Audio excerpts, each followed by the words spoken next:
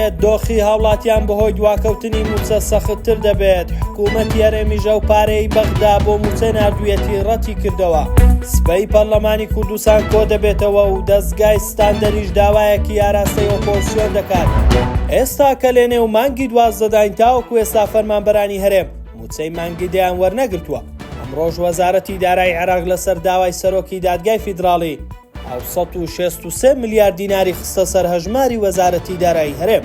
با گوێرەی هەواڵێکی میدیای فەرمی یەکێتی ئەمڕۆ بەغدا 761 میلیارد دیناری خستۆتە سەر هەژماری وەزارەتی دارایی هەرێم، بەڵام وەزارەتی دارایی هەرێم ئامادە نییە ئەو پارەیە وەربگرێت. لەو بارەیەوە سەرچاوەیەک لە وەزارەتی دارایی حکوومەتی هەرێم با میدیای یەکێتی ڕاگەیاندووە ئەمڕۆ 760 میلیارد و 262 میلیۆن دینار لە بەغداوە خرایە سەر هەژماری وەزارەتی دارایی هەرێم، بەڵام بەهۆی ئەوەی ئەو بڕەپارەیە بەشی موچەی موچەخۆرانی هەرێم ناکات و هیچ پارەیەکیش بەردەست نییە بۆ تەواوکردنی ئەو پارەیە و دابەشکردنی بەسەر موچەخۆراندا، بۆیە وەزارەتی دارایی ئامادە نییە ئەو بڕەپارەیە وەربگرێت.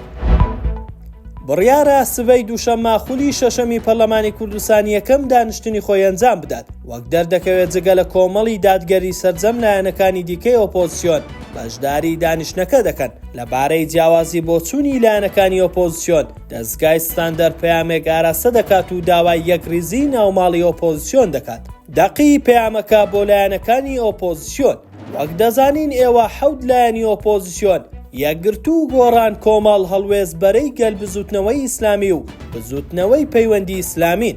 دوای هەڵبژاردن ڕاتان گیان ستەمتان لێکراوە و هەماهەنگیتان ڕاگەیان، بەڵێنتان پێکەوەدا و بەیەکەوە هەڵوێز بنوێنن. بەرەی ناڕازی جەماوەریش بەو هەنگاوە خۆشحاڵە، بەڵام لە ئێستانی گەرانە لەوەی نەوەک دیسان لە نیوەی ڕێگایەکتر جێبەهێڵن، بۆیە بەوردی چاودێری دۆخەکە دەکەن. ئەو چاودێریش کاریگەری زۆری دەبێت لەسەر هەڵبژاردننی داهاتوو. خۆ ئەگەر پەرد ببنەوە و ئەوەشتان شکست بهێنێت نەک خەڵک بێئومێد دەبێت، بەڵکو متمانە بە یەکجاری بۆ ئۆپۆزیسیۆن نامێنێت، تووشی سزای زیاتری میلەت دەبن. ئەو جارگلەی لە میلەت مەکەت بڵێن بۆچی دەنگمان پێنادات. کۆمەڵی دادگەری کە لەو 7 لایەنە ئێستا بڕیاری بایکۆتی پەرلەمان و حکوومەت و ئەودام و دەستگایانەی داوە و پێی وایە ساختن، ئێوەش هەمان ڕائتان هەیە. خەڵکی ناڕازیش متمانەی بەو دامەزراوانە وەک پێویست نەماوە، کەواتە یەکتر بەجێ مەهێڵن. پێویستە هەمووتان بگەنە بڕیارێکی هاوبەش زیاتر خزمەت بە دۆخەکە و بەرەی ناڕازی بکەن، نەوەک بەسەر بایکۆت و بەشداری دابەش ببن.